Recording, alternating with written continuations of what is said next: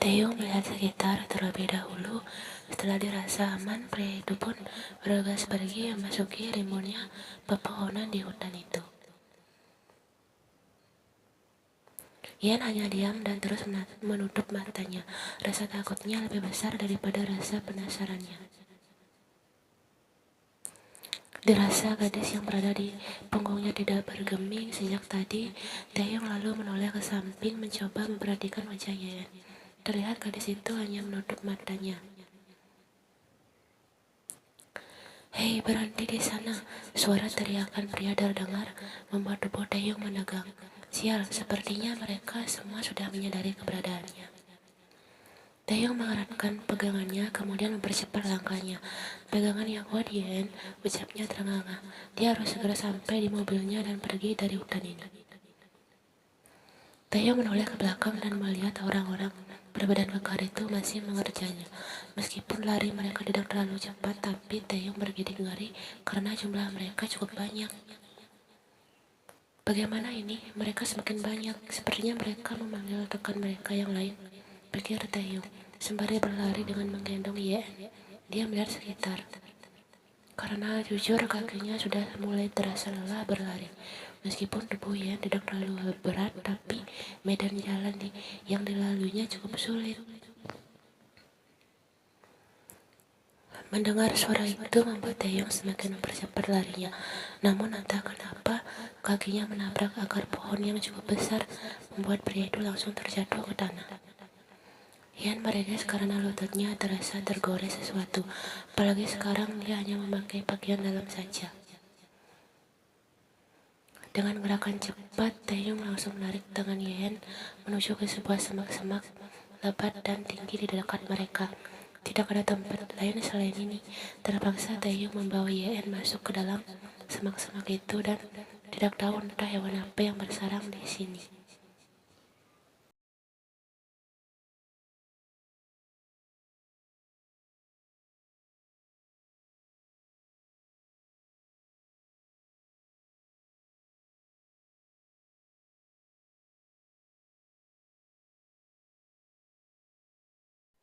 Suara langkah kaki terdengar. Taeyong langsung menutup matanya dan memeluk Yen.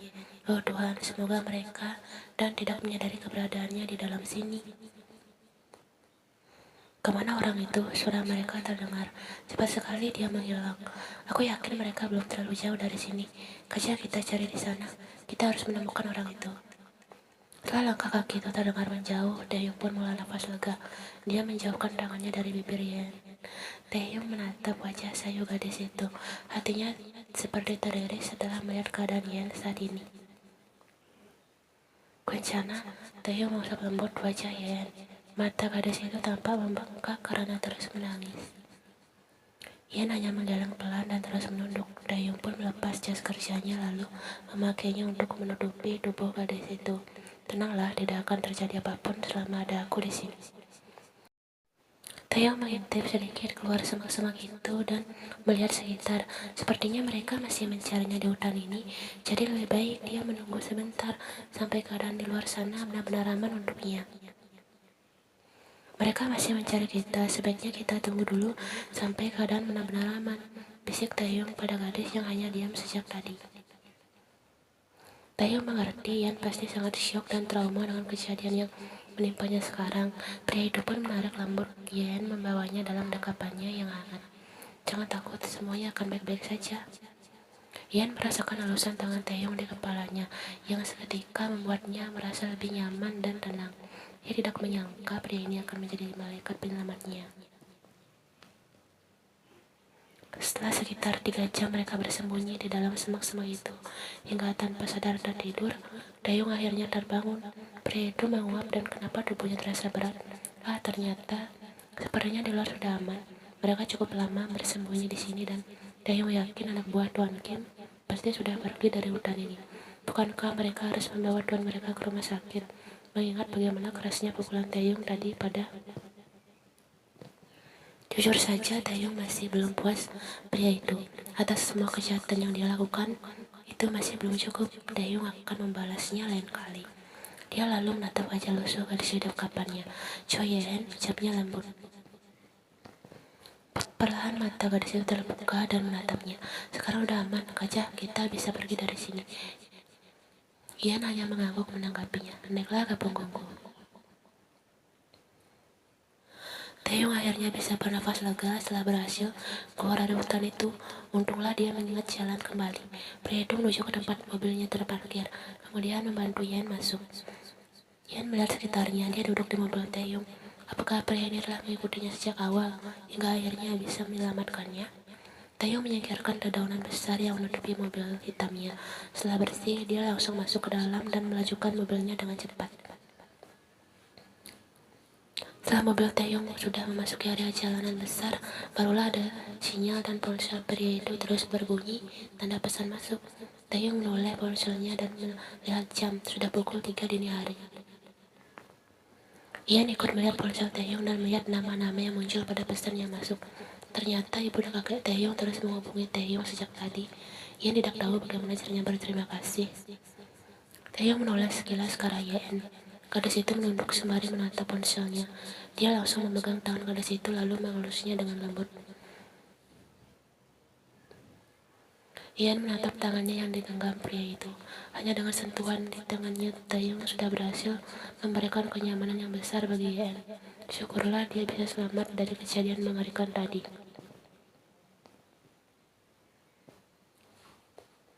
Taeyong membawa Ian ke salah satu apartemen milik almarhum ayahnya.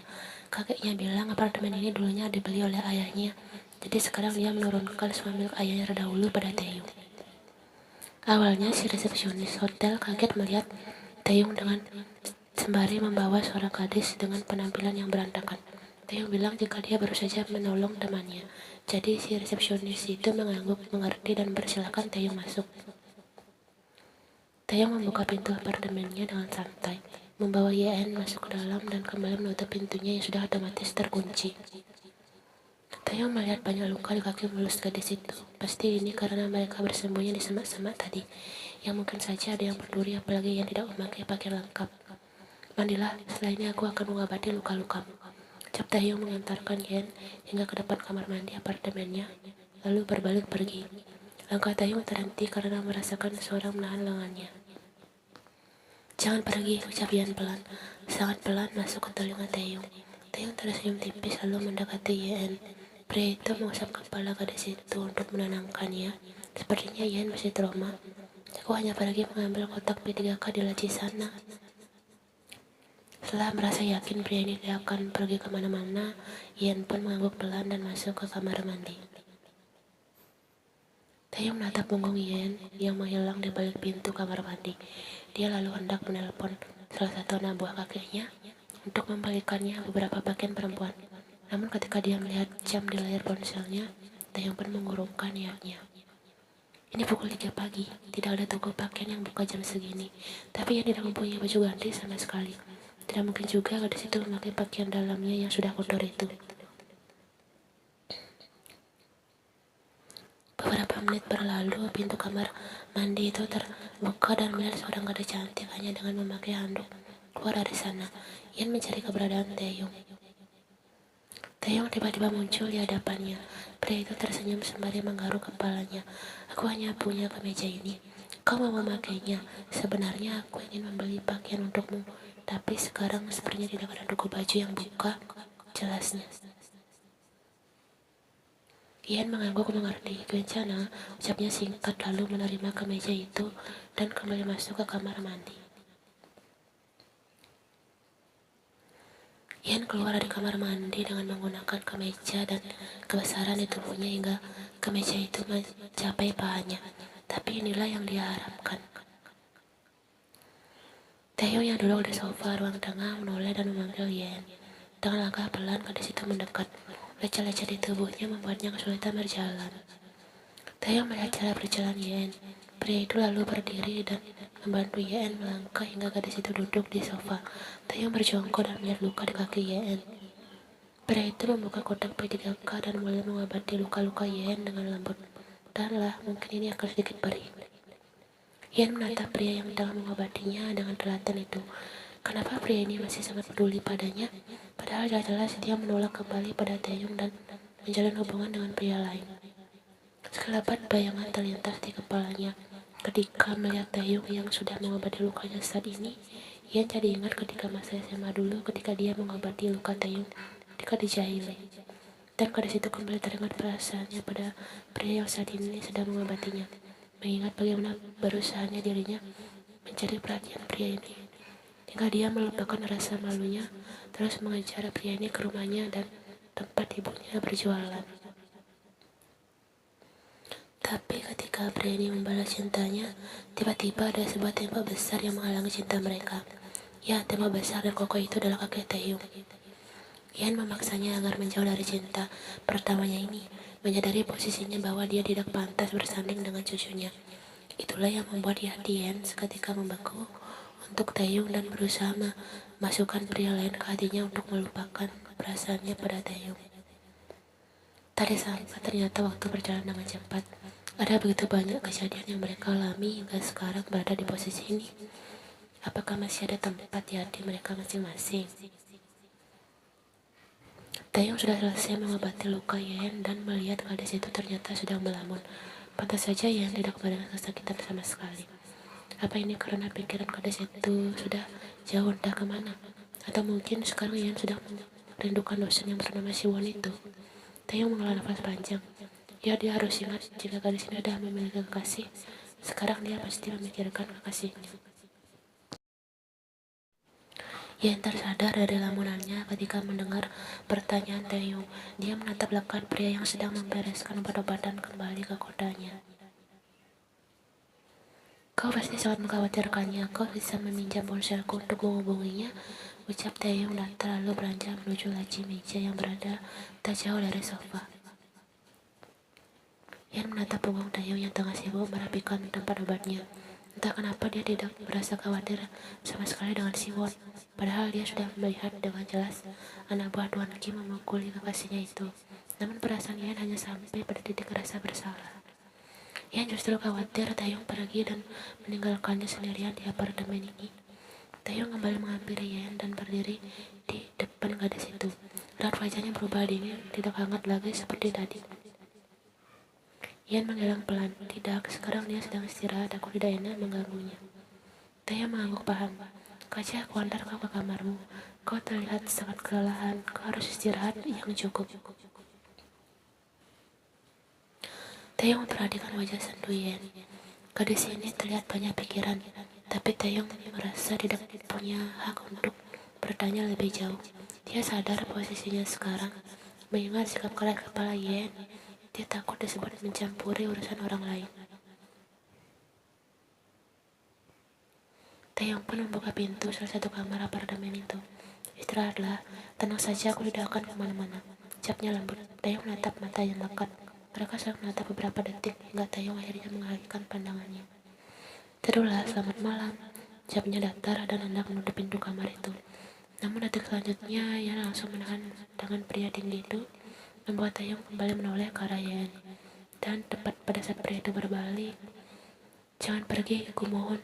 Taeyong mengerjal cepat, berusaha menyadarkan dirinya sendiri apakah ini mimpi atau tidak. Apakah gadis ini benar-benar memaluinya atau tidak. Aku tidak akan kemana-mana. Aku tidur di kamar sebelah Joyen. Tidak, aku ingin kau tidur di sini bersamaku. Aku takut mereka datang lagi. Gadis itu tetap menggeleng. Ani, jangan pergi, aku takut sendirian. Taeyong menghela nafas panjang. Dia pun akhirnya mengiyakan keinginan Yen. Baiklah, aku akan tidur di sini malam ini. Ucapnya lembut.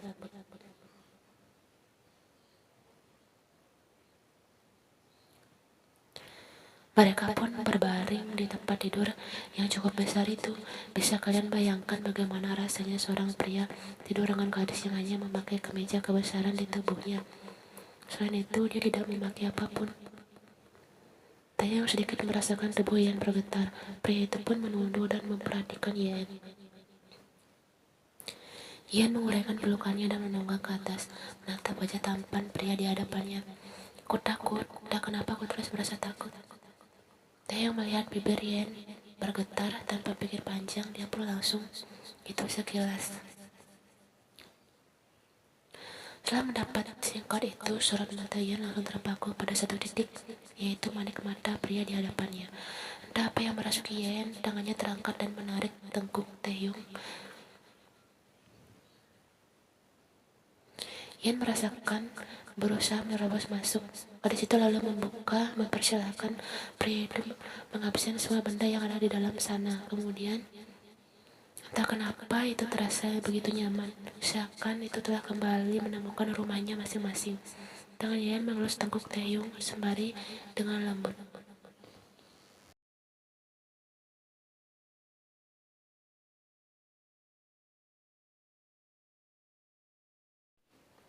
Kedua tangan Taehyung mengusap kepala Yan untuk memberikan ketenangan. Tenanglah, bisik Taehyung di sela-sela mereka. Yan mengangguk pelan dan kembali untuk mencari kenyamanan. Taehyung menarik selimut untuk menutupi mereka. Udara malam ini sangat dingin dan mereka membutuhkan kehangatan.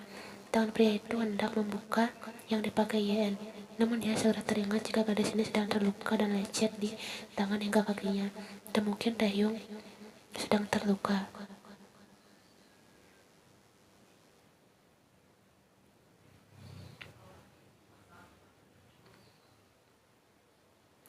Yan terbangun dari tidur lelapnya. Gadis cantik itu perlahan membuka mata dan menggerakkan tubuhnya yang terasa sedikit kaku. Yan menoleh ke samping, matanya yang masih setengah lilin tiba-tiba melebar ketika mendapati Taehyung sudah tak berada di sampingnya. Kemana dia? Seingatnya kemarin pria itu tidur.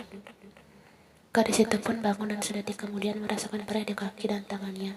Dia baru ingat jika dirinya sedang terluka. Tapi di mana Taehyung? Apakah pria itu diam-diam pergi meninggalkannya? Bagaimana jika orang-orang berbadan besar itu kembali? Tidak, Yan mulai panik. Tubuhnya kembali bergetar jika mengingat kejadian mengerikan di rumah kosong itu. Yan melangkah panjang keluar dari kamar itu tanpa menghiraukan luka di lututnya yang terasa perih. Yan melihat sekeliling ruangan apartemen itu. Taehyung, panggilnya pelan. Kim Taehyung, kau di mana? Yan kini melangkah ke arah kamar. Tapi kosong, tidak ada siapapun di sana. Rasa sakit itu semakin memuncak. Nafas Yan mulai terasa sesak. Dia lalu menuju ke ruang tengah dapur serta toilet yang ada di sana. Jadi Taehyung benar-benar meninggalkannya sendirian. Dengan kondisi yang seperti ini, tidak sekali pria itu. Ia duduk di sofa ruang tengah dan mulai menangis. Taehyung bangun pagi-pagi sekali dan langsung pergi ke toko pakaian yang berada di dekat area apartemennya. Pria itu memberikan beberapa pakaian ganti untuk Yan selama gadis itu tinggal di apartemennya, sampai keadaan mulai kondusif. Pria itu membawa beberapa pasang pakaian wanita di tangannya yang dia yakini ini muat di badan Yan. Kini tiba saatnya pria itu berdiri di bagian untuk celana dalam. Taehyung bisa mengira-ngira ukurannya yang pas untuk Yan. Taehyung takut jika ukurannya kebesaran atau kekecilan bagi Yan dan membuat gadis itu tidak nyaman memakainya. Pria itu bingung sekarang menatap deretan warna-warni di hadapannya. Salah satu penjaga toko mengetahui gelagat Taehyung yang kebingungan di depan barang dagangannya. Dia pun tersenyum dan menghampiri pria tinggi itu. Ada yang bisa saya bantu, Tuan? Taehyung menoleh dan tersenyum kikuk ke arah penjaga toko itu. Mungkin tidak masalah jika dia meminta bantuan dari wanita ini. Saya ingin membelikan, ucapannya terpotong. Anda ingin membeli untuk istri Anda, tebak wanita itu. Nih, Taehyung langsung mengangguk gugup. Tapi aku ragu ukuran yang pas untuknya berapa. Seketika wajah Taehyung memerah mendengar pertanyaan wanita itu. Dia lalu mengangguk karena ia pernah melihat ketika dia menyelamatkan gadis itu di acara prom night sekolah dulu. Oh baguslah, kalau begitu kau tinggal melihat gambar ilustrasi yang ada di masing-masing ini, Tuan. Lalu Anda bisa mengingat ukurannya, barulah Anda bisa menentukan pilihan. Oh begitu caranya, baiklah saya mengerti. Taehyung lalu melihat satu persatu gambar yang ada di sana. Pandangannya pun langsung teruju pada sebuah hitam dengan gambar yang dia rasa mirip dengan milik Yan. Wanita itu tersenyum tipis ketika mengetahui yang dipilih Taehyung adalah ukuran lumayan besar. Dia pasti sangat menyayangi istrinya, pikir penjaga toko itu.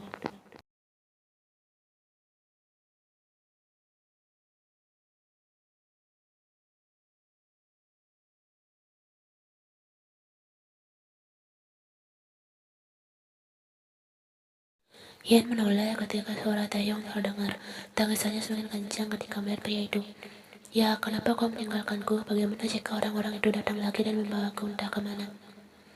Bagaimana jika kau tidak bisa mengikutiku dan menolongku lagi? Bagaimana jika mereka aku dan lagi? Taeyong langsung membuka mulut Yen. Gadis itu pun terdiam namun masih terisak. Taeyong melepas kecup. Setelah dirasa gadis ini sudah berhenti bersuara, dia pun duduk di samping Yen. Aku hanya keluar sebentar membalikan beberapa baju ganti. Lagi pula aku tidak pergi jauh. Dukonya ada di depan apartemen ini. Jangan khawatir, kau aman di sini. Tidak akan ada yang tahu kau berada di sini. Ucap Taeyong sembari mengusap sejak air mata di pipi Yen. Aku juga berpikir begitu saat di apartemen Siwon. Tapi beberapa menit kemudian mereka menemukanku dan membawaku pergi. Tidak, di sini berbeda. Kau aman di apartemen ini. Aku sudah menyuruh beberapa anak buah kakekku untuk menjaga di area ini. Ian masih menunduk dalam meskipun Taeyong sudah menenangkannya, tapi tetap bayangan kejadian itu kembali mengantuinya. Taeyong mengusap rambut Ian. Sepertinya Ian masih mengalami trauma. Ini tidak baik bagi kesehatannya. Sekarang kau mandi dan ganti pakaianmu. Aku baru membelikan beberapa pakaian. Nanti aku akan menyuruh anak buahku lagi untuk membelikannya.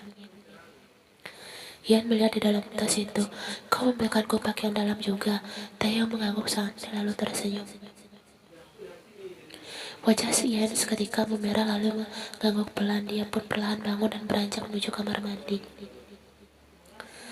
Setelah selesai mandi, Ian melihat Taeyong sedang sibuk menyiapkan sesuatu di meja makan. Taeyong menoleh ketika mencium aroma wangi stroberi. Dia tersenyum ke arah gadis itu dan melihat penampilannya. Kau memakai pakaian yang dia berikan. Bagaimana? Apakah ukurannya pas?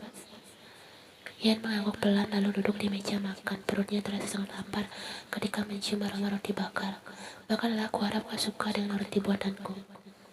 Taeyong menatap Ian yang sudah menikmati roti bakarnya. Setelah ini aku akan pergi ke kampus. Lalu sepulangnya aku harus ke kantor untuk mengurus beberapa proyek. Aku juga harus pulang ke rumah untuk mengabari kakek dan ibuku. Ia lalu menghentikan kunyahannya, kemudian menatap Taeyong nanar, seakan memohon pada pria itu agar tidak meninggalkannya sendirian di sini. Kau harus percaya padaku. Di sini kau aman. Ada banyak anak buahku yang berjaga di luar. Intinya kau jangan pergi ke keluar dulu. Tetaplah berada di sini. Pria itu lalu berdiri dan mendekat ke Ryan. Dia menempelkan sebuah benda kecil di punggung Yen. Ternyata itu adalah chip GPS yang dia tempel di baju gadis itu. Hanya untuk jaga-jaga jika Tuan Kim kembali membawa Yen pergi. Alat untuk menjagamu, intinya kau tenang saja, jangan takut, percaya padaku, oke? Tapi nanti kau akan kembali ke sini kan? Cepatlah kembali, kemudian pelan. Saat ini menurutnya hanya Taeyong yang bisa menjaganya. Dia tidak ingin pria ini berlama-lama pergi. Ia cerewet, Taeyong mencubit gemas pipi Yen. Oh iya, kau bisa menonton TV jika bosan. Jika kau lapar. Tapi aku tidak bisa masak, jawab gadis itu pelan. Taeyong tersenyum tipis. Kau harus belajar memasak mulai sekarang. Tidak peduli rasanya enak atau tidak. Yang penting kau harus sudah berusaha belajar. Kau harus tahu, seorang suami akan lebih suka memakan masakan istrinya. Begitupun anaknya, dia pasti akan senang. Ian memikirkan kata-kata Taeyong. Entah kenapa dia lebih suka mendengar jawaban dari Taeyong daripada Siwon. Padahal jelas dulu dia merasa senang ketika Siwon tidak menuntutnya melakukan apapun. Tapi ketika mendengar ucapan Taeyong, entah kenapa dia merasa seperti termotivasi untuk menjadi orang yang lebih baik lagi. Aku berangkat ke kampus sekarang, berhentilah berpikir negatif, selama ada aku kau akan baik-baik saja. Ian tersenyum tipis sembari mengangguk pelan, hati-hati di jalan. Taeyong mengusap rambut puncak kepala Ian, lalu beranjak mengambil tasnya yang berada di meja ruang tengah. Pria itu melambaikan tangannya. Ian menatap Taeyong hingga pria itu menghilang di balik pintu. Entah kenapa dia merasa berat ditinggalkan oleh pria itu. Ia ingin Taeyong tetap berada di sampingnya saat ini. Namun ia tidak bisa mengelak jika faktanya Taeyong adalah orang yang super sibuk.